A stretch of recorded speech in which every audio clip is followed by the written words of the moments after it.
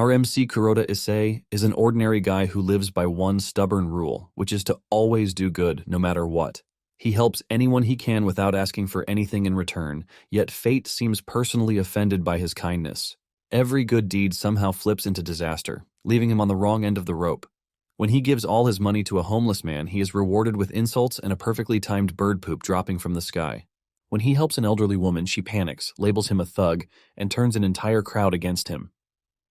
Kuroda barely escapes being lynched, believing the nightmare is finally over. However, it isn't. A pot of flour base sent from heaven directly hit his head, and the same old lady tracks him down and beats him to death with her cane, ending his pitiful life.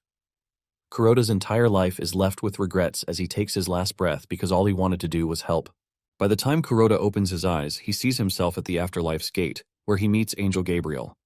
Gabriel tells Kuroda that he is there to tell him where he will be headed next, and to his greatest surprise, Gabriel tells him that his next destination is hell.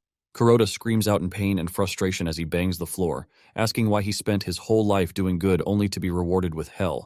It then dawns on Gabriel that Kuroda is saying the truth, and some things are not adding up. He immediately decides to look into the matter and he whips out a scale. This is when he figured out that there had been a design flaw because Kuroda's karma was actually inverted. Kuroda is shocked and confused by this, and Gabriel explains to him that every living thing possesses karma energy. Basically, the more good deeds one performs, the more energy surrounding the person shifts in a positive direction. This then increases the likelihood of good things coming back to the individual.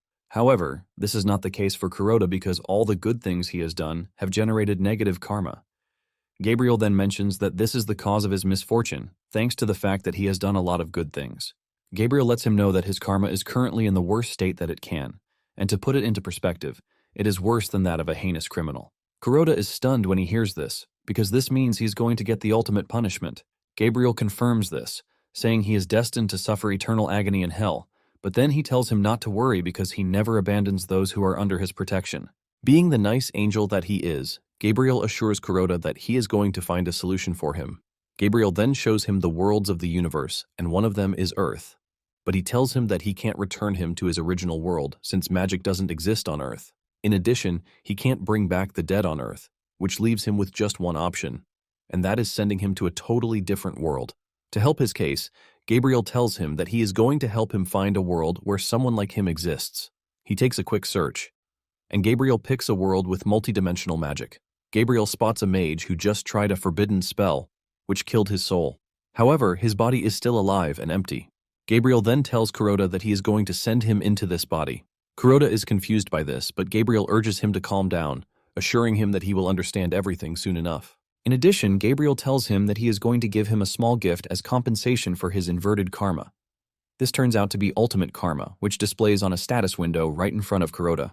The information on the screen tells Kuroda that for every good deed, he gains 100 luck points, and these luck points are temporary. Gabriel then instructs Kuroda to find the white mage, because he is the only one with the magic to return Kuroda to Earth. Even with this, Kuroda is confused about what to do, and Gabriel tells him that he also doesn't know. Gabriel mentions that he is not allowed to interfere with the things that are happening in the universe. Nonetheless, Gabriel wishes him good luck, hoping that luck stays on his side this time around. As Gabriel sends him off, he offers his sincerest apology for what he has gone through. Kuroda's soul passes through the astral portal, and when he opens his eyes, he finds himself in the mage's body. Kuroda is surprised and impressed that he actually got a second chance at life. Now that he is on his second play, he remembers that his mission is to find the white mage so he can return to Earth and live a normal life. Kuroda stands up and walks to the mirror, and he is impressed with his new badass look. He is in the middle of this when he hears a loud noise behind him. He walks over to investigate, and what he sees sends a wave of shock through his body. There are thousands of monsters standing in front of him, chanting "Long live the Black Mage," and while he is still trembling from this, a goblin appears behind him, telling him to put on his cloak.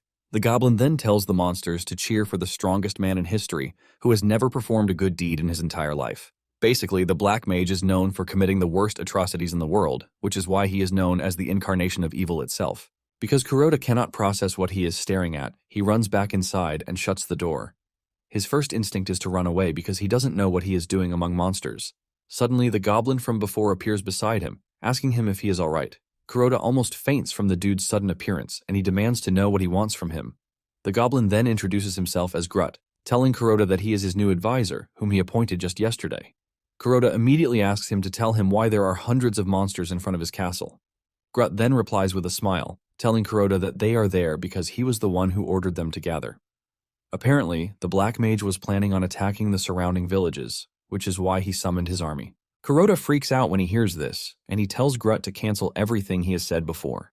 Grutt is shocked and confused when he hears this. He immediately blames himself, and surprisingly, he flicks his finger to set himself on fire. Kuroda is shocked to see this, and he instinctively unleashes his magic to stop the fire. The moment he does this, the status window informs him that the ultimate karma has been activated. Grutt continues acting weird as he goes down on his knees, asking Kuroda to forgive him and grant him the mercy of death. Kuroda is confused by this, and Grutt continues by saying everything was his mistake. However, he has no interest in ending up like the previous advisors, whose souls' screams still echo within the castle. Confused, Kuroda asks Grutt what he means by this, and Grutt points to the wall. Kuroda turns around to see hundreds of heads on the wall, leaving him to scream out, demanding to know what exactly it is that he is looking at. He walks up to the wall with so much disgust that he starts wondering what they all did to deserve such gruesome deaths. He looks closely to see that there are name tiles on the wall and the reason for their deaths. There is one who served as the king's advisor for 6 days, and he was executed for being late. There is another who served as the king's advisor for 13 days, and he was gruesomely eliminated for trying to flee the castle. One even served for just 31 minutes, and was killed just for spitting. Kuroda is stunned to see how evil his former self is, and he immediately tells Grutt that he has no intention of harming him. Because of this, Kuroda tells Grutt that he has appointed him as his lifelong advisor. Grutt is shocked to hear this, and he thanks Kuroda for the appointment. Kuroda then tells him that he has some questions for him, and no matter how strange they seem, he wants Grutt to answer everything properly. The first question Kuroda asks him is who he is, and Grutt replies that he is the greatest Black Mage in the universe. Kuroda then demands to know his name, and Grutt replies that his name is the Black Mage. Kuroda also asks Grutt where they are. When Grutt hears this, he believes that Kuroda is asking him all these questions to test his knowledge as his advisor. Grutt then tells Kuroda that they are currently in his castle, which is an impregnable fortress that rules over the southern lands. Apparently, the castle also serves as the general headquarters for his army. It finally dawns on Kuroda that he is basically reincarnated into an evil dude, and he is now in command of a whole kingdom of monsters. Kuroda then demands to know when he has been the ruler of the southern lands. Grutt thinks for a minute and frantically answers that it has been 40 minutes, but Kuroda screams at him, asking him what he means by this. Grutt quickly corrects himself, saying he made a mistake. It turns out that he meant to say 40 billion years, but Kuroda doesn't think this is accurate either. With fear written all over his face, Grutt says he has failed his master again. He then pulls out a knife, ready to kill himself with it, but Kuroda stops him, telling him to stop being hasty. By stopping Grutt from killing himself, the ultimate karma activates again. Kuroda then tells Grutt that he is ordering him to continue living no matter what. Kuroda lets him know that he is going to suffer a death worse than all the other advisors if he ever tries to kill himself again. Deep down, Kuroda is only bluffing, since he doesn't even have the guts to do evil. After making sure he has laid out his instructions to Grutt, Kuroda remembers what his mission is again, which is to find the White Mage. Kuroda is determined to return to Earth no matter how bad things get because he wants to see his comforter again, and this is no other person but his mom. Kuroda then asks Grutt if he can see the status window, but Grutt replies that he sees nothing. With this, Kuroda figures out that he is the only one who can see the status window. Kuroda then asks Grutt about the White Mage, demanding to know what kind of person he is. The moment this question drops from his mouth, fear creeps through every living thing in the room, including Grutt. Grutt then replies, saying the White Mage is the most trashiest garbage in the world. Grutt continues by assuring Kuroda that he is going to bring him the White Mage's head. Kuroda calmly tells Grutt that he appreciates his tenacity, but he is more interested in what kind of magic that the White Mage uses. Grutt reveals that the White Mage manipulates multidimensional magic, and he creates massive vortexes that blow away monsters like them into other worlds. When Kuroda hears this, he figures out that he has found a way back to Earth. He then tries to use the multidimensional magic he is staring at on the status window, but the system informs him that it is not compatible with black magic. Since this is the case, he figures out that asking the White Mage for help is the only way out. Kuroda then asks Grutt if he thinks the White Mage will be willing to lend him his magic, but Grutt replies that the White Mage is his arch-enemy. Grutt lets Kuroda know that the White Mage would rather die than help Kuroda. Kuroda already has this figured out, but he believes that he should have a bit of an advantage thanks to the skill he got from Gabriel. Kuroda decides to check out more info on the ultimate karma. The system informs him that by increasing his luck points, the probability of fulfilling his wishes basically increases. With this, Kuroda figures out that he can continue accumulating good deeds. He remembers that he has saved Grut's life twice, which means he is supposed to have 200 points already. He then checks out his total luck points only to see that it is still stuck in 0. He wonders if it is a system bug, and he then decides to check further, only to see that he has the worst karma state. Basically, he has an eternal curse placed on him, which is why his luck is sealed, and luck points cannot be added. Kuroda freaks out when he sees this because, without luck, there is no way he can get multidimensional magic. He is still thinking of what to do when a new quest comes in, telling him that he can lift the curse by performing a special good deed. For the next couple of days, Kuroda continues accumulating good deeds in the castle, since saving Grut twice doesn't seem to be enough to unlock his sealed luck. In one of his quests to carry out a good deed, he stops his followers from executing a dude, ordering them to release him immediately. The monsters were pissed when they heard this because Kuroda is supposed to be the big bad guy. Grut lets him know that the dude is basically a serial killer, which is why he has to die. Grut explains that releasing him will only get him to commit many more crimes. Before Kuroda can rescind his order, they have released the criminal, and just as Grut said, the dude wastes no time terminating someone. This causes the system to slap him with the bad action, and because of this, Kuroda figures out that accumulating a good deed in the castle might be an impossible mission. He decides that he has to find another way to perform the said special good deed, so he can let his mother know that he is still alive. In his quest to do this, Kuroda leaves the castle, and he heads to the Western Territory. Upon getting to the outskirts of the territory, Grut asks him if he is really sure that he wants to enter the Western Territory because they don't know when the soldiers might attack. Even with how dangerous the whole thing appears to be, Kuroda doesn't mind, and he tells Grut that they need to continue their journey. Apparently, there is a white mage in the village in front of them, and this person is Kuroda's target. Basically, those who can handle multidimensional magic are the ones from the cult, called the Immaculate Order, and the individual leading the cult is a white mage. Grut mentions that those in the village are disciples, and there is no guarantee that they are going to help them. In fact, Grut believes that they are just going to turn on them. Grut says the only way through is to bribe a mage who was expelled from the order, and Kuroda asks Grut if the mage will take the job. Grut replies that he would probably take the job because he is called Tyrion the Greedy. Apparently, Tyrion was earning money with multidimensional magic, which earned her an expulsion from the order. Kuroda is glad to hear this, since he is a rich black mage who has no problem with money. As they enter the village, they come across a young lad who is sitting by a well, and he looks sad. Being the monster that he is, Grut wastes no time suggesting that they kill the boy. However, Kuroda stops him, saying he has a better idea. Kuroda walks up to the boy, asking him why he is alone in such a dangerous place. Kuroda wants to know if he has no parents, but the boy reveals that he does, but his father took out a huge debt with a mage, which he has to help him pay back. When Kuroda hears this, he asks the boy if he is talking about Tyrion, and the boy nods to confirm this. Kuroda then asks him if he knows where Tyrion is, and the boy replies that everyone is currently watching Tyrion's show at the tavern. Kuroda then tells Grut that it is time they leave, but before then, he has something he has to do. Grut immediately assumes that Kuroda wants him to chop the boy into tiny pieces, but Kuroda stops him, saying he is fine. Kuroda then reaches for his money pouch and brings out a gold coin. He gives the gold coin to the boy, which immediately counts as a good deed. The boy almost passes out from excitement when he sees the gold coin, but Kuroda doesn't seem satisfied, since the system didn't really take what he did as important. Grut, on the other hand, is also surprised that his master is giving a human a gold coin. Kuroda immediately misinterprets what Grut said by assuming that the one gold coin is not enough. Kuroda then decides to hand over the entire money pouch to the boy, leaving the boy the happiest person on the planet. Grut freaks out when he sees this, as he continues to ask himself why Kuroda would do such a thing. Even with this, the seal on Kuroda's luck remains intact, which means everything he just did is still not enough. On the other hand, Grut is questioning all his beliefs because Kuroda is supposed to be the scariest man on the planet, but he is acting really weird. Grut is still thinking about this when he notices that the boy is super grateful for what Kuroda did for him. He even calls Kuroda his hero, and this is when Grut's delusion begins. He assumes that Kuroda is trying to make the boy his successor, and thanks to the money, he has gotten the boy under his thumb so he can continue worshipping him forever as his master. In his delusion, he assumes that the boy would start committing a lot of atrocities in an attempt to get closer to Kuroda, which will eventually make him an ally in ruling the southern lands. Grut is still imagining how everything will play out when Kuroda calls on him, saying that it is time they leave. Moments later, they arrive at the tavern, but there is no sign of Tyrion anywhere. Just then, a bright screen emerges in front of the tavern that immediately catches everyone's attention.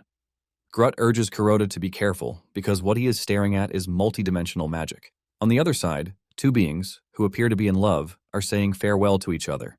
Just as things are about to get to the most interesting part, the screen goes off. The PA system comes on, informing the spectators that they have reached the end of the broadcast. Those who are watching start to freak out because the whole thing cuts off at the best part. The voice from the announcement system tells them to insert a gold coin if they want to restart the multidimensional magic and know what is happening in the universe. This immediately starts a riot among the crowd as they start arguing among each other about who is supposed to pay. While they are all bickering among themselves, Kuroda walks up to the machine and he slides in a gold coin. He turns the knob and a bright light appears on the screen. Kuroda is then told to place his hand on the screen and think of the place he would like to observe. Kuroda does as instructed and the magic carries him to Earth. He then thinks deeply of what he actually wants to see, and to his surprise, his mother appears on the screen. Kuroda immediately grabs the screen, screaming out, hoping that his mother would hear him as he tells her that he is fine. Those in the room assume that Kuroda is suffering from a sort of mental illness because he is acting really weird. It turns out that Kuroda's mother is having a really hard time with the passing of her son, and she looks absolutely dejected. The poor woman is finding it difficult to recover, and she visits Kuroda's grave every day, taking flowers along with her. Kuroda's mother steps out of the cemetery and bursts into tears, even though she is in a public place. As tears roll out of her eyes, she talks about how much she misses her son. Even those who are watching in the tavern are left bawling out their eyes because the whole thing is too sad. Grut looks up to see that Kuroda is also crying, and before he knows it, tears drop from his own eyes too. Grut is absolutely devastated to see his master broken, even though he believes that it is one of his grand spells and plans. After crying for some minutes, Kuroda makes up his mind that he is not going to accept his fate and watch his mother continue crying the way she is. Kuroda then grabs the screen, screaming at the top of his lungs and asking if his mother can hear him. The light on the screen then starts reacting to Kuroda touching it, and Grut urges him to stay back, saying the multidimensional magic might destroy him. However, Kuroda refuses to heed Grut's warning as he continues screaming for his mother to hear him. The announcement then comes on that the safety device is being activated. Kuroda gets caught in it, sending waves of painful magic through his body, but he still refuses to let go of the screen. Kuroda is determined to endure the pain because he believes that he can get through to his mother. He continues screaming, telling his mother that he is still alive, and suddenly it appears that his mother can hear his voice. His mother turns around to see a white image with Kuroda's voice echoing from there. Everything eventually becomes clear, and the poor woman can see her son. She is shocked and confused, but Kuroda assures her that he is the one. Kuroda tells his mother that even though he doesn't have the time to explain what is going on, he urges his mother to stay alive and wait for him to come back. He assures his mother that he is definitely going to return to her. Just then, Kuroda runs out of magic power, ultimately disconnecting him from the screen. Just then, the system informs him that he just carried out a special good deed, which is the mother's love. Kuroda is surprised to see this, and the system informs him that the quest to lift the curse is complete. He was able to do this because he put an end to her mother's grief. The system window displays his karma status, which ultimately changes from the eternal curse to the cursed one. Kuroda is thankful that the eternal curse has finally been lifted. Kuroda is pleased that he can finally use the karma he has received from the angel as compensation. He figures out that his luck will continue to multiply as long as he continues to carry out good deeds.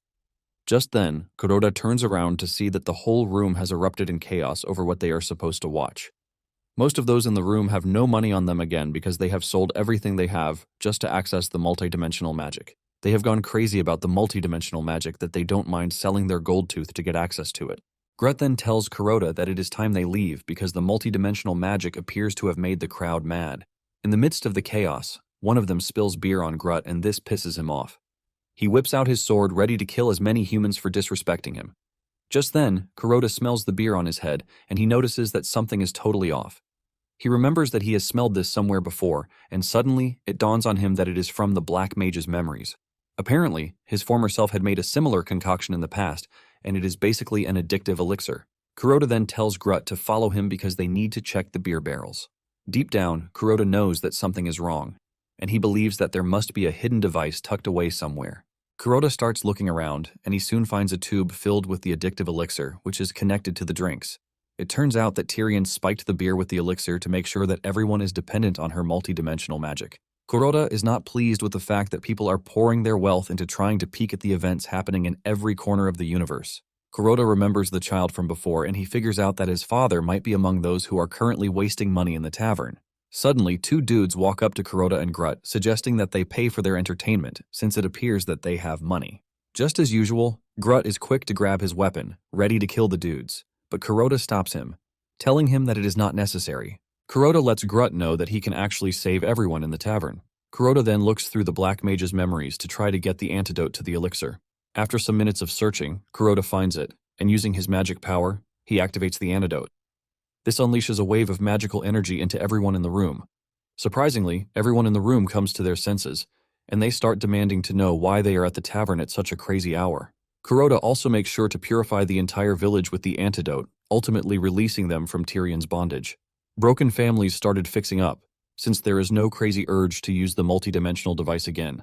Grut is shocked when he sees everyone in the tavern acting nice and apologizing to each other.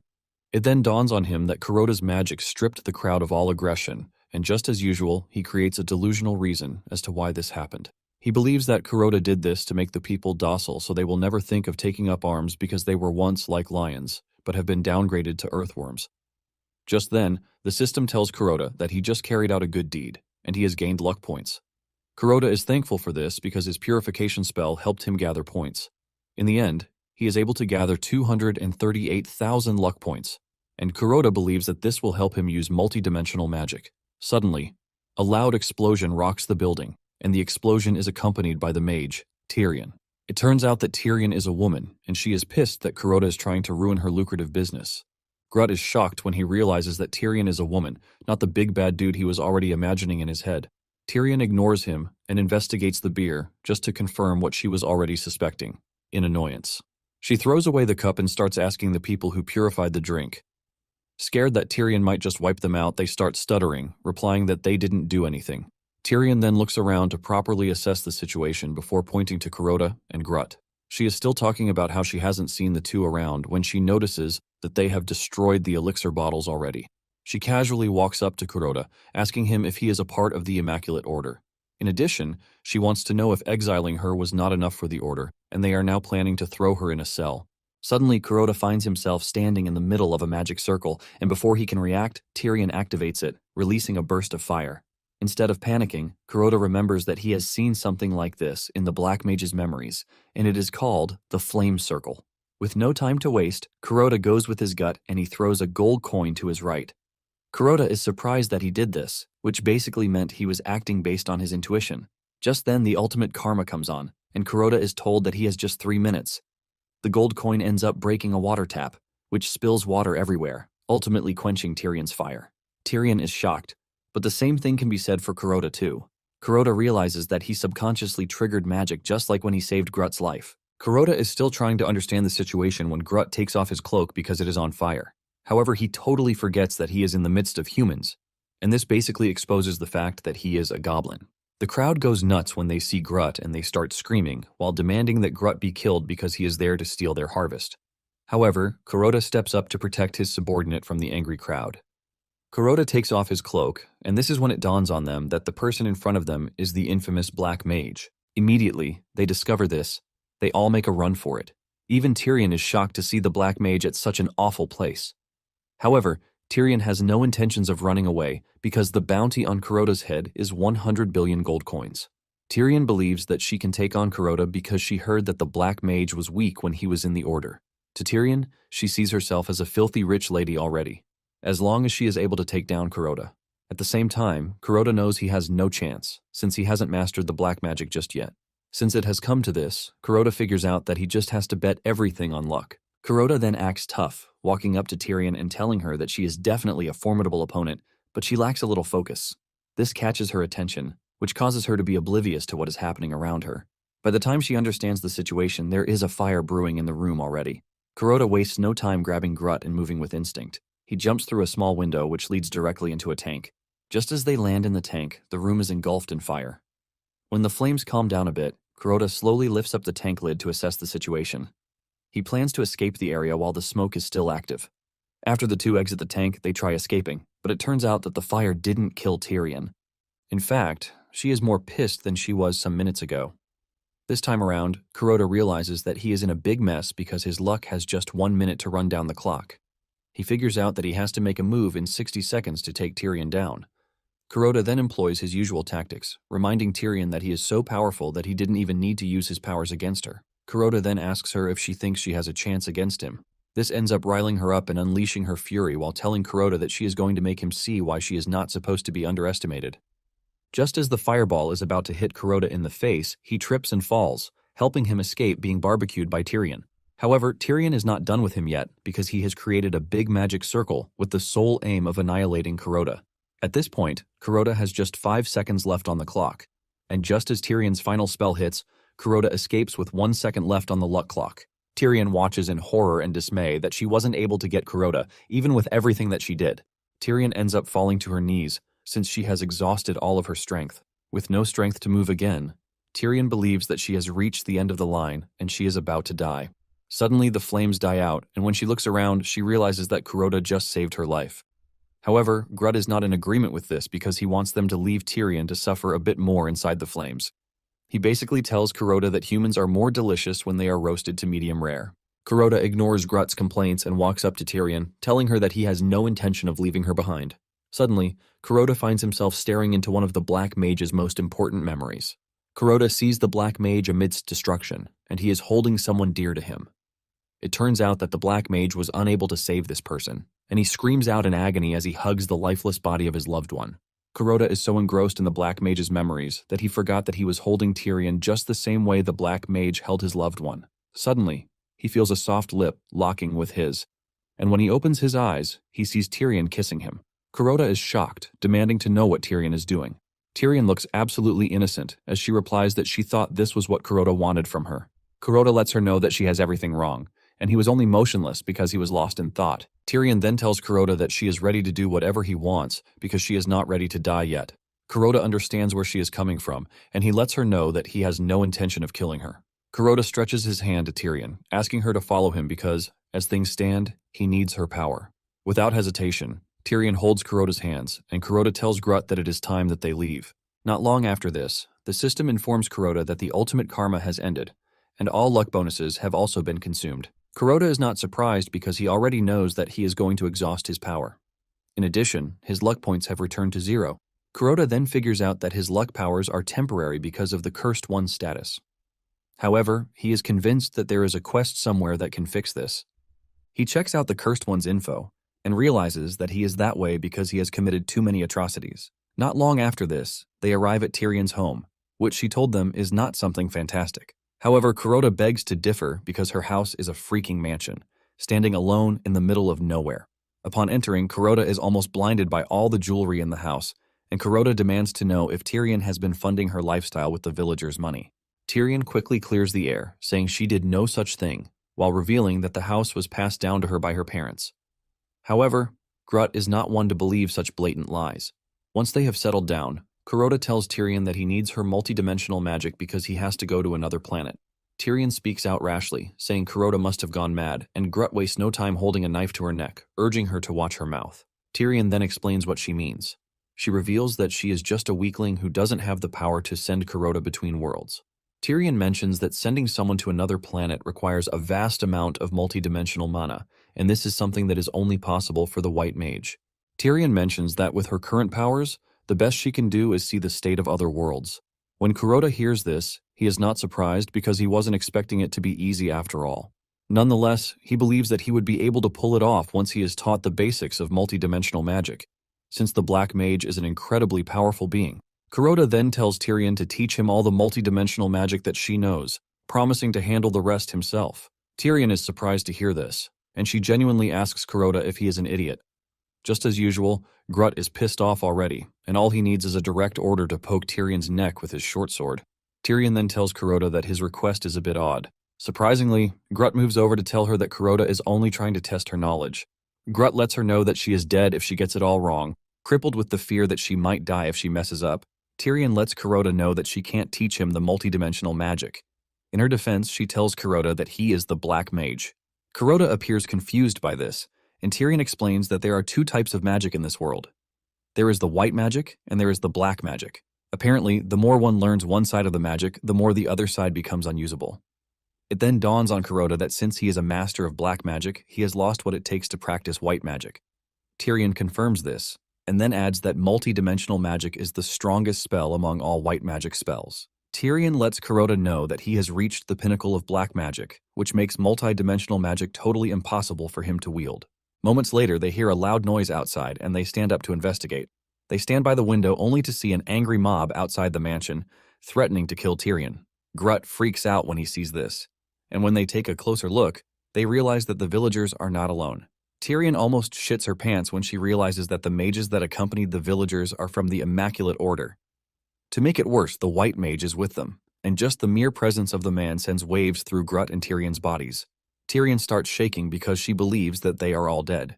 Even Kuroda is surprised that the White Mage decided to show up, and realizing that he has no chance against him, Kuroda figures out that running is the best option. Kuroda then taps Tyrion on the shoulder, telling her that she is coming with them too. Tyrion wants to disagree, claiming that she can't leave her palace and all the money that she has, but Kuroda drags her along, telling her that he was giving an order, not a request. Just then, they activate a magic circle, and by the time the angry mob made their way into the house, the trio had escaped via a teleportation circle. It turns out that the circle was being powered from inside the circle by Kuroda's men, who were on standby. Kuroda safely makes it back to the castle, and he is pleased that he prepared an escape route with the transfer magic that Grutt helped him set up. Kuroda is still praising the ingenuity of black magic when he suddenly realizes that his subordinates who were powering the magic circle have all collapsed to the ground, and with the look of things, they are dead already. Confused, Kuroda demands to know what is happening, and Grutt casually replies that the group used their lives as the price for transfer magic. Grutt reveals that teleportation is one of the most powerful spells in the goblin world, and by absorbing the life force of the summoned, it can move people through vast distances. Kuroda freaks out when he hears this, and he grabs Grutt, telling him that he should have warned him about this. Grutt subtly replies that he didn't want to trouble Kuroda with such minor details. Kuroda cannot believe that Grutt just classified the lives of some people as minor. To make it worse, Kuroda gets slapped with the bad action tag by the system, telling him that he just carried out an evil deed. In a flashback scene, a young, poor girl, Sylvana, is seen being treated badly as if she were an animal. She was thrown out of her workplace by her boss, who told her not to return just because she accidentally broke a plate. As she walks through the street, she can hear people talk trash about her. Apparently her parents were supposed murderers, and because of this, no one wants to associate themselves with Sylvana. Sylvana was left on the street to suffer, and one night, a greenish entity appeared in front of Sylvana and urged her to eat it. It assures Sylvana that everything will be fine if she does so. Now, in the present day, Kuroda has finally understood how the ultimate karma works. Even though Kuroda struggled really hard, he was able to gather a bit of good deeds in the terrible southern lands. Basically, most of the good deeds were stopping monsters from fighting each other and then making sure that they became friends. Thanks to this, he managed to raise his luck points even though it is not that much. Even with the luck points that he has, he still cannot receive the benefits because of his status as the Cursed One. The only way to release the luck is to activate the ultimate karma.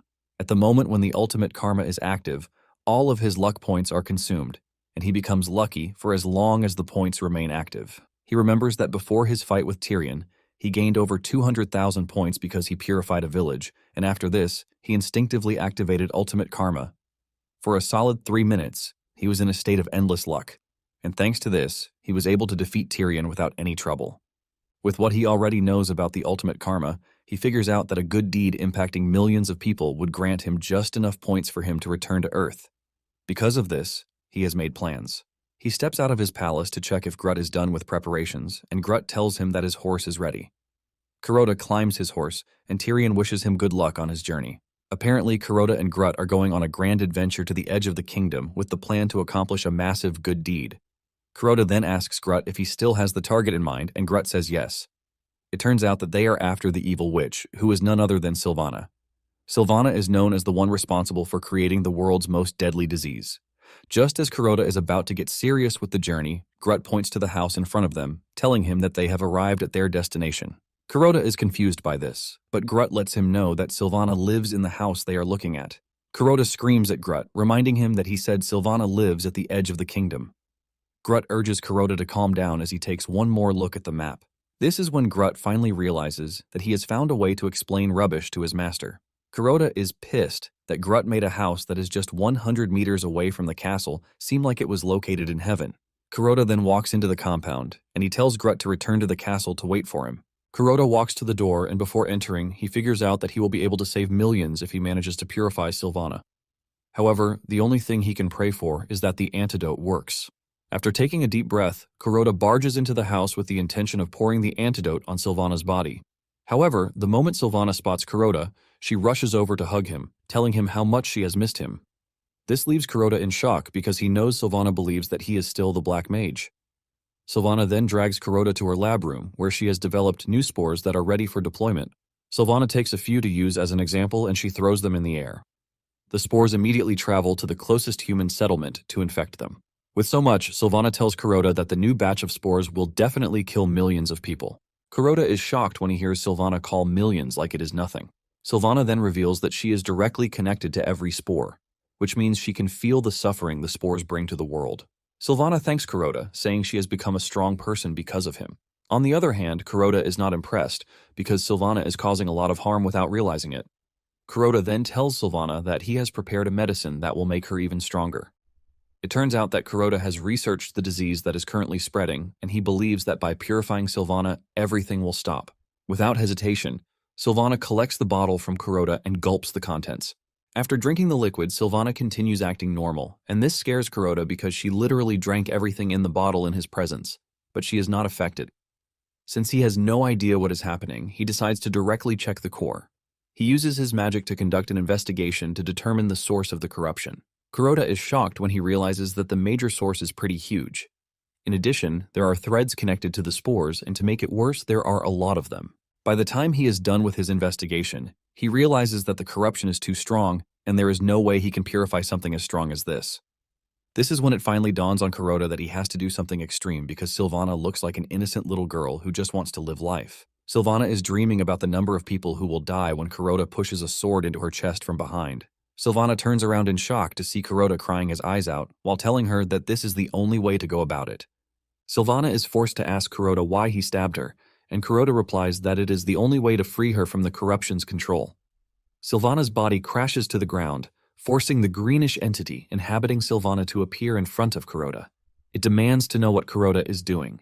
It soon dawns on the entity that Kuroda killed the host to weaken it. The entity then asks Kuroda if he has come there to challenge it, but Kuroda replies that he is not there to challenge it, but to destroy it. Kuroda then unleashes the eternal flame, ultimately roasting the entity. The entity screams in pain while promising Kuroda that he is going to regret what he just did. Kuroda only intensifies the fire to make sure that the entity properly dies and vanishes. After Kuroda is done, all of the entities that influence the world start to disappear. Everyone who has fallen sick thanks to the spores provided by the entity starts regaining their health at that very moment. While people are getting healed around the world, Kuroda is getting rewarded with luck points. Kuroda is blown away by the number of points that keep coming just from purifying Sylvana and destroying the evil entity. Before he knew it, his luck points had exceeded 1 billion already. Kuroda is pleased with the number of points he has amassed, and he believes that he can return to Earth with this. Kuroda then carries the dying Sylvana in his arms, telling her that he is going to save her before he returns to Earth.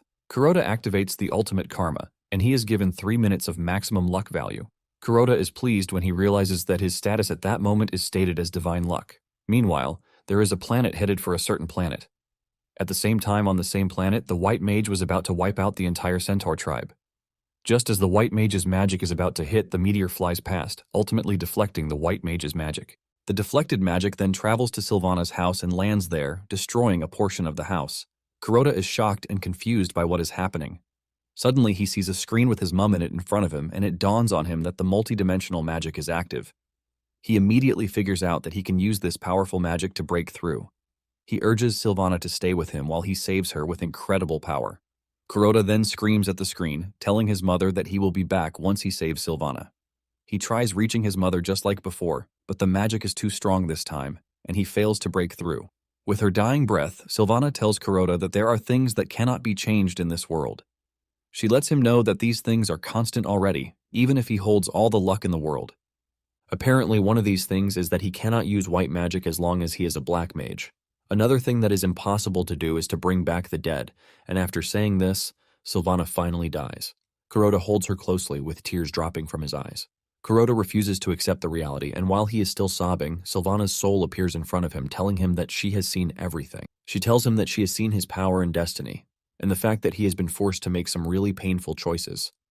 Sylvana then tells Kuroda that he might be sad, but he should take comfort in the fact that he set her free. Sylvana mentions that it was never her intention to hurt anyone because all she wanted was to be loved. Sylvana lets Kuroda know that she is grateful for everything, and with this, her soul vanishes.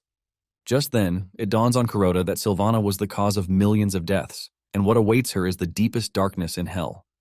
With the ultimate karma still active and a minute plus on the clock, Kuroda activates the spell, Astral Ascension, in a bid to make sure that he saves the unluckiest girl on the planet. This spell generates a lot of energy, shattering the ground, as Kuroda prepares for a daring mission. Meanwhile, Sylvana has arrived in the afterlife, and she finds herself in the abyss. The Master of the Abyss tells Sylvana that her soul is withering and is also riddled with emptiness. Sylvana tries to argue her case, saying she was being manipulated by an evil entity. However, what stands before the Lord of the Abyss is that Sylvana is responsible for the death of over 52 million people. Basically, the punishment for this is eternal punishment in purgatory. The Lord of the Abyss then tells Sylvana that there is no way to change her fortune because the record speaks against her. Sylvana continues pleading because she never meant to do any of the things that happened. Sylvana believes that she is being judged unfairly, but the Lord tells Sylvana to wipe her tears because no help is coming for her anywhere. The messengers of the Abyss start to gather around Sylvana, ready to drag her away. Suddenly, a bright light hits the area, and it turns out to be Kuroda. He grabs Sylvana and whisks her away before the dark messengers can get to her. The Lord of the Abyss is pissed that someone dared intrude on his kingdom. He immediately orders his angels to go after Kuroda and Sylvana, and at this point, Kuroda has just 1 minute left. Fortunately for Kuroda and Sylvana, the Dark Angels can't touch them because the ultimate karma is still protecting them. However, the Dark Angels are not to be messed with, as they easily catch up to Kuroda. At the same time, at the summit of the highest mountain in Purgatory, Sisyphus is in the midst of his eternal ordeal. He is seen pushing a large boulder to the summit, and just as he is about to reach the top, he slips, causing the boulder to fall off.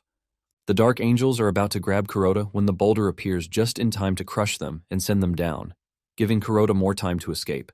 Kuroda is relieved when he sees this, and he calmly continues the journey to Heaven's Gate. However, he gets there to see that there are Dark Angels waiting for him. Kuroda is shocked, since he wasn't expecting them to catch up so fast. The Dark Angels are about to take Kuroda down when they are suddenly hit with a burst of light that scatters them. Kuroda turns around to see that his savior is none other than Angel Gabriel. Gabriel tells Kuroda that he is going to handle the Dark Angels, and he urges Kuroda to leave Sylvana at Heaven's Gate. Kuroda smiles as he approaches the Heaven's Gate, but suddenly he changes his mind. He believes that there is someplace else that suits Sylvana better because she had already suffered when she was still alive. Kuroda then goes past the usual Heaven's Gate and he heads directly for Nirvana. Gabriel panics when he sees this, and he urges Kuroda to stop because Nirvana is a place reserved only for the purest souls in the universe. Gabriel is scared that Kuroda is just going to crash into Nirvana's gate. However, Kuroda continues monitoring the luck clock, and he realizes that he has just 5 seconds left. Even with how risky it is, Kuroda continues moving. Realizing that he won't make it, he hurls Sylvana toward the gate while telling her that she has reached the end of her nightmare. Gabriel panics when he sees this because he believes that Sylvana is just going to shatter into pieces since there is no possibility of the gate opening. Just as Sylvana is about to crash into the gate starts to open from the inside, shocking Gabriel. A giant dude opens the gate from inside because he heard the commotion on the outside. In that split second, Sylvana is able to enter Nirvana. Sylvana cannot believe her eyes and she turns around to thank Kuroda for everything so far. Gabriel, on the other hand, is left dumbfounded because he didn't believe that she would be able to make it there. The giant golden dude from Nirvana then asks Gabriel why there is a black mage in the environment, but Gabriel quickly tells him that he is going to handle it because it is just a mere misunderstanding. Moments later, Kuroda opens his eyes, and he is finally back in his body. He touches Sylvana's cheek with the hope that she can finally get the happiness that she deserves this time around. Meanwhile, in Nirvana, Sylvana already has friends who are always ready to play with her. They call Sylvana away from where she is playing with sand, and when she stands up, it is discovered that she was drawing an image of Kuroda and Grut into the sand. Back on Earth, Kuroda's mother appears to be doing better than before. When asked if she will visit her son's grave as usual, she replies that there is no need for this, because she believes that her son can hear her from the sky. Meanwhile, Kuroda is stuck watching his mother, thanks to Tyrion's power. Tyrion is surprised that the only thing Kuroda does throughout the day is stare at the screen, watching a strange lady.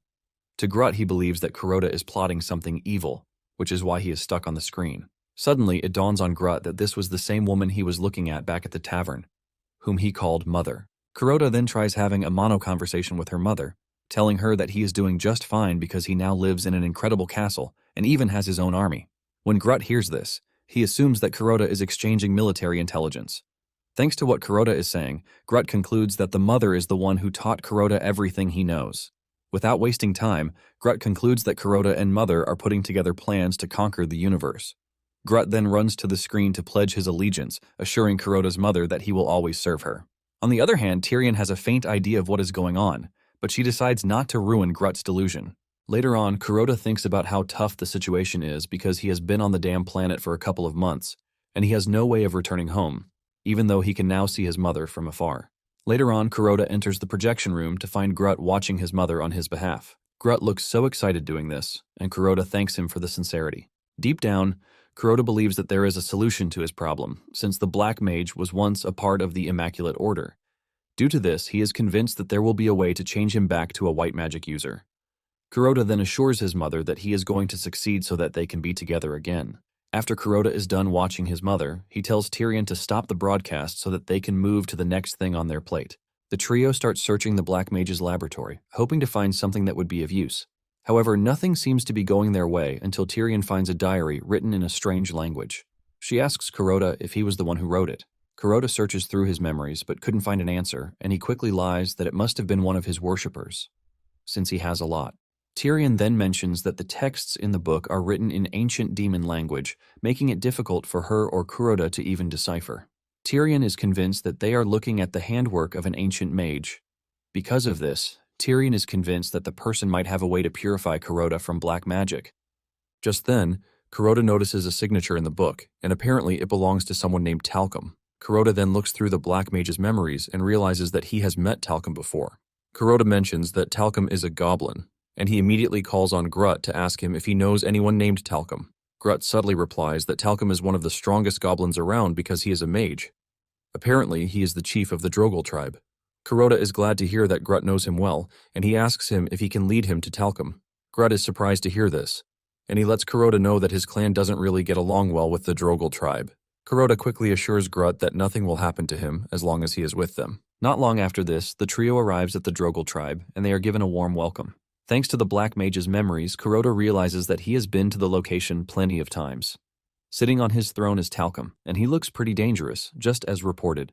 He soon gets off his chair to welcome Kuroda and his attendants. He is surprised that Kuroda brought a white mage, but he is utterly disgusted when he notices Grut, a half-goblin, with Kuroda. To him, half-goblins are only good for chores and nothing more. Talcum then asks Kuroda why he has come to his domain. Kuroda then replies that he came because he needed his knowledge. Kuroda comes clean, revealing his plan to cleanse himself of black magic. Talcum is surprised to hear this, and he asks Kuroda why he would do such a thing. Kuroda simply replies that it is a long story, but it is imperative that he gains the ability to use white magic. Talcum then assures Kuroda that he can make a purification elixir for him. However, there is a condition that needs to be met to complete the elixir. Apparently, an extremely rare ingredient is required, and this ingredient is the body of a white mage. Talcum suggests that they begin the process, since Kuroda already has a white mage with him.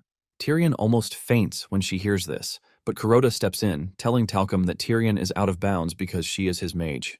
In addition to this, she has been exiled from the Immaculate Order. Nonetheless, Kuroda assures Talcum that he is going to bring him what he needs in the near future. Once they are both in agreement, Kuroda prepares to leave, and he tells Grut to arrange a military council because they are about to go on a hunt. Kuroda knows that the only way for him to hasten the purification process is to kill a white mage, but he wants to do so in such a way that it will be useful for the people, so it can count as a good deed. Shortly afterward, Kuroda gathers his top members for the military council meeting. Those who are present are Lindell, the financial minister. There is the Minister of Torture, Snake, the Black Mage, Draven, Tyrion, Captain of the Anti-Immaculate Order Unit, and Special Advisor, Grut. However, there is still a seat unoccupied, and Lindell reveals that the last person is General Seth, who is currently on the front lines of the Atlas Mountains. Apparently, he is currently leading the army to victory against the ferocious Grey Orc clans. To show his exploit, Tyrion broadcasts Seth's location for them to see. Seth looks absolutely badass as he takes down the orcs like they are nothing. He is such a merciless warrior who doesn't hold back against the enemy.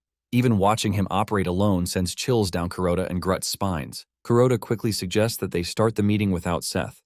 Kuroda then reveals that he gathered them for an important reason. While he is addressing the council, Tyrion leaves the war broadcast on, and they can see Seth trashing the enemy while cursing them out. Kuroda then reveals that their action is going to land a significant blow on the Immaculate Order, and this is because they are going after a white mage. Realizing that the broadcast is a distraction, Kuroda urges Tyrion to cut it. Snake then asks Kuroda if he has a specific target in mind. Deep down, Kuroda immediately switches to his bluffing mode. Kuroda confidently replies that he has someone in mind, and it is their plan to end the reign of the most evil white mage in history. Apparently, this white mage has committed so many atrocities that warriors even tremble at the mention of his name. It turns out that everyone at the table really hates the person Kuroda is talking about, and they are all gearing up to go. Kuroda then leaves them to say the name of the target, and in perfect sync, they all mention the same name, the merciless Canul. Kuroda then confirms this, telling the council that it is time for Canul to get exactly what he deserves. Grut then asks Kuroda what they are supposed to do about the Bloody Militia. Kuroda is confused about the question, and Grut mentions that the Bloody Militia are Canul's royal guard. Basically, they are the most feared mercenary group in the Western lands. Even with this, Kuroda doesn't seem to be worried. He then orders Grut to prepare the army because they are going to war. It turns out that Kuroda has been training for the past couple of weeks to make sure he is a bit prepared. And talking about Canul, he is living in a secluded castle that is surrounded by the Bloody Militia. Fortunately for Kuroda, Grut was able to gather all the demons who weren't on the expedition with Seth. Kuroda soon steps out of the castle, and Grut welcomes him, telling him that everything is ready. Kuroda stands on his balcony to have an overview of the army Grut has gathered. Surprisingly, Grut has created Mother's emblem to boost the warriors' morale. In fact, he didn't just stop there. He had the warriors engrave this emblem into their skin, and the army is all riled up, thanks to this. Kuroda is pretty much impressed by everything Grut has done so far. Shortly afterward, Kuroda and his army move into the western lands, which are Canul's territory. On the other hand, Canul appears to be aware of Kuroda's plot, and to add to the surprise, Canul knows of Kuroda's real identity. Later on at the demon encampment, Kuroda looks at the status window, and he is glad that he is prepared for the battle. Before coming to challenge Canul, he had made sure that he boosted his luck. Some weeks earlier, he snuck into the Dungeon of Torments, which is Snake's playground. There were thousands of prisoners there, and Kuroda freed all of them. This course of action then grants him a bunch of luck points, but Snake was pissed when she saw her beloved prisoners making a run for it without knowing who was responsible for it. Because of this good deed, Kuroda gathered 100,000 luck points, and she is confident that he has what it takes to defeat Canul. Not long after this, Tyrion starts complaining of boredom, suggesting that they get the siege over. Tyrion is worried that Grut will not come through, but Kuroda assures her that Grut will deliver. Just then, Grut appears from underground, holding 2 pieces of drilling equipment. It turns out that Grut has been able to dig a tunnel that leads straight to Canul's castle, and with this, they will be able to bypass Canul's defensive network. Grut is proud of himself, and he mentions that drilling is a goblin's specialty, which made it easy for him. They are still celebrating this when Snake comes forward to tell Kuroda that they have a problem. Apparently, the Bloody Militia already attacked the forward base. Basically, Canul is the first to make the first move. This immediately tells Kuroda that they need to get down to their plan as fast as possible. Kuroda orders Grut and Tyrion to follow him so that they can infiltrate using the tunnel. Kuroda lets Snake know that she is in command of the army until he comes back. He urges her to drive back the blood-stained militia, and Snake gladly accepts the responsibility. Basically, Snake has been eager to cause some destruction since she lost all of her prisoners, and this happens to present the best opportunity. Once they are in the tunnel, Grut leads the way with a torchlight attached to his helmet. Moments later, they emerge at Canul's residential district, and they are covered in mud. Since Canul's room is at the top of the tower, Kuroda and his advisors make a quick run for it, hoping to end everything before Canul even knows what hit him. Upon arriving at Canul's door, they barge into the room, expecting him to start shaking. However, Canul remains calm, and he even has a drink in his hand. Kuroda confidently tells the dude that his reign of terror is over, but Canul calmly replies that he was already expecting something like this, which was why he prepared beforehand. Suddenly, Kuroda and his advisors get trapped in a cage. However, Kuroda doesn't think this is a big deal because she is confident that such a small cage cannot do anything to him. Kuroda then tries to use his magic, but to his surprise, mana refuses to come out of his hand. This is when it dawns on Tyrion that they are currently in a force-sealing prison. Basically, anyone trapped inside is completely stripped of their magic. Canul laughs out loud because Kuroda got everything right. Tyrion then mentions that the cage is a supreme relic, which belongs to the White Mages. Canul confirms this, saying he stole it when he was expelled from the Immaculate Order.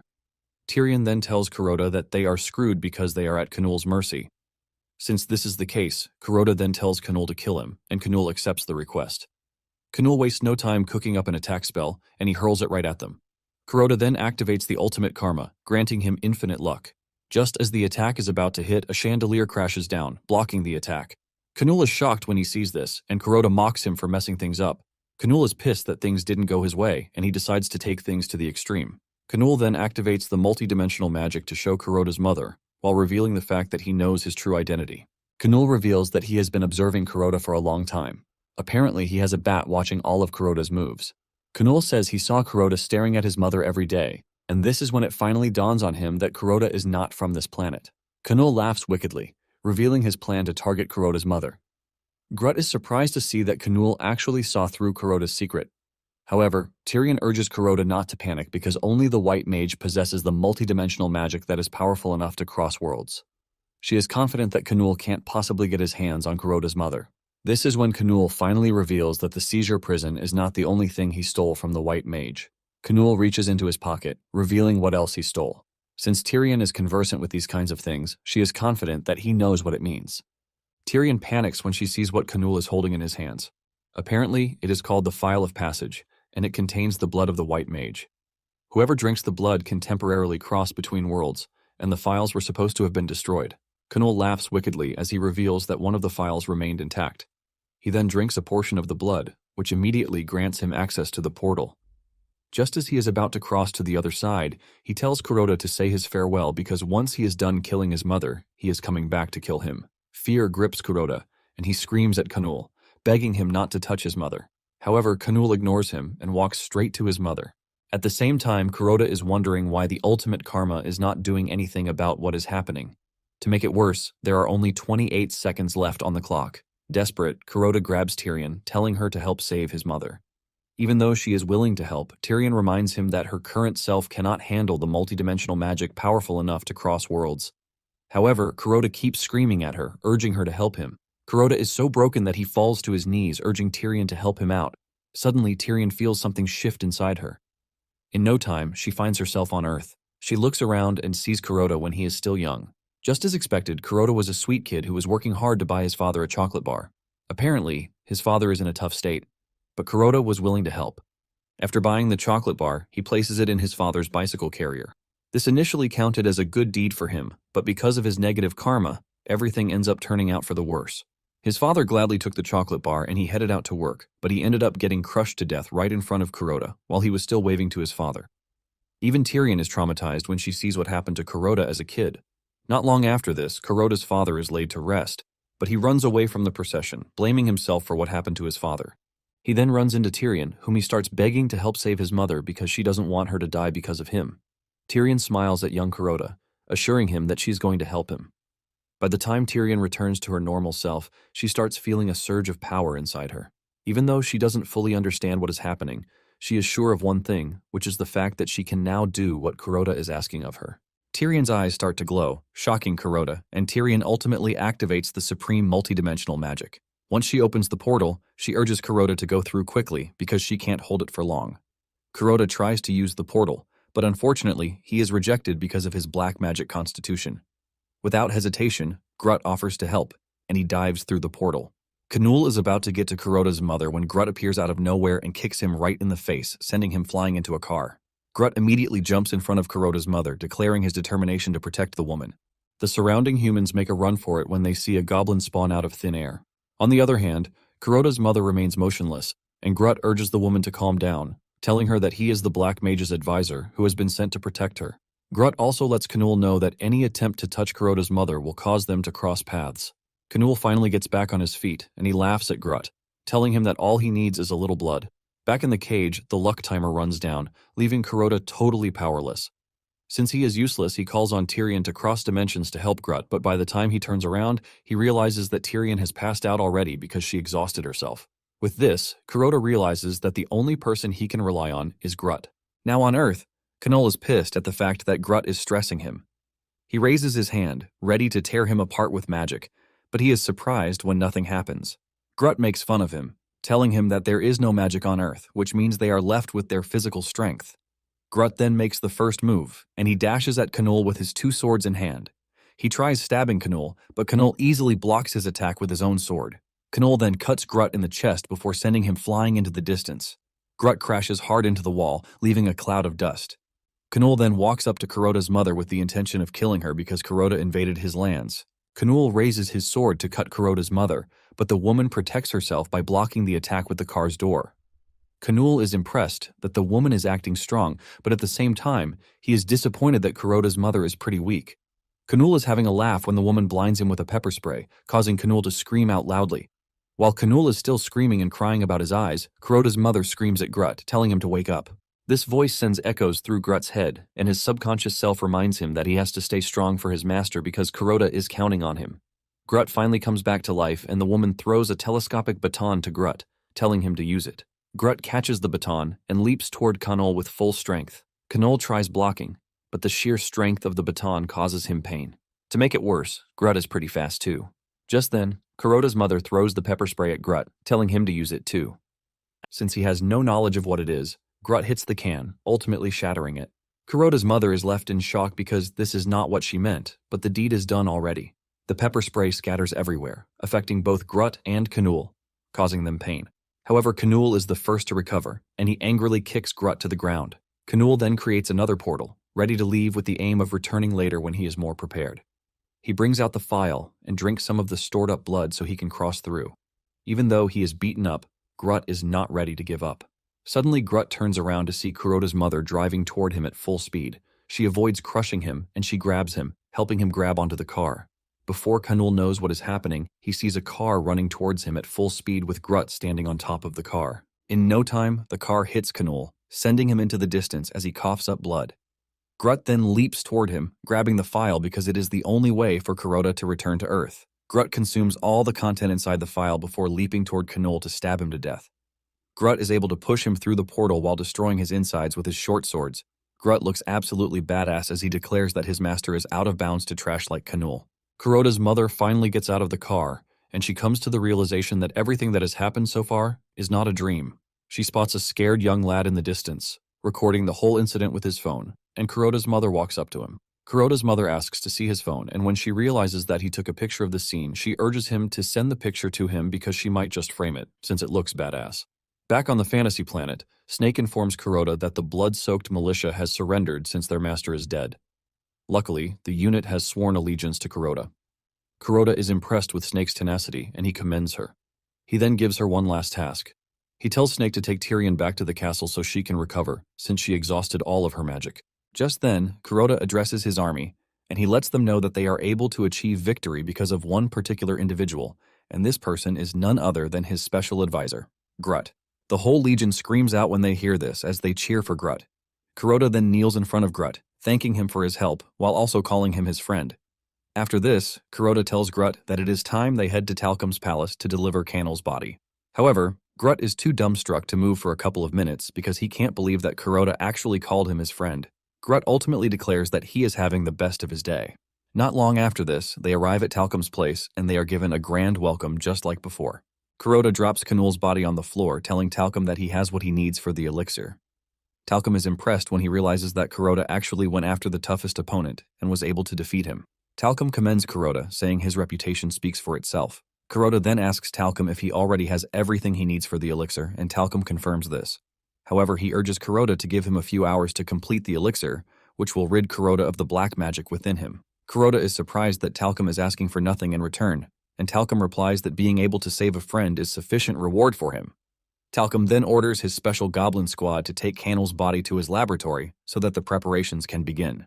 Later on, Kuroda and Grut are seen walking through Talcum's palace.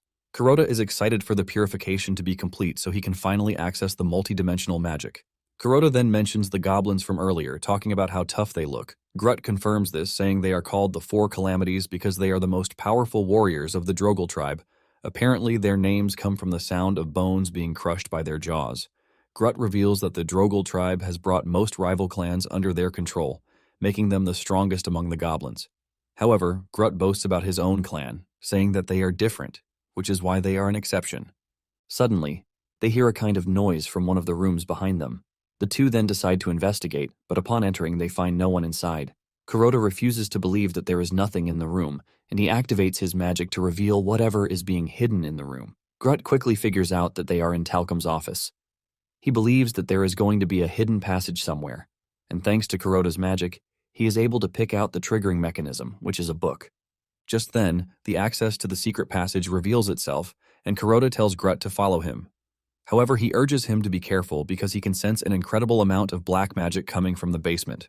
Moments later, they arrive at the basement to find something gruesome and totally unexpected. In the basement are hundreds of goblins being put under inhumane experiments to change their constitution. Grutt is left dumbfounded when he spots a female goblin that he knows, and this discovery sends a chilly feeling down his spine.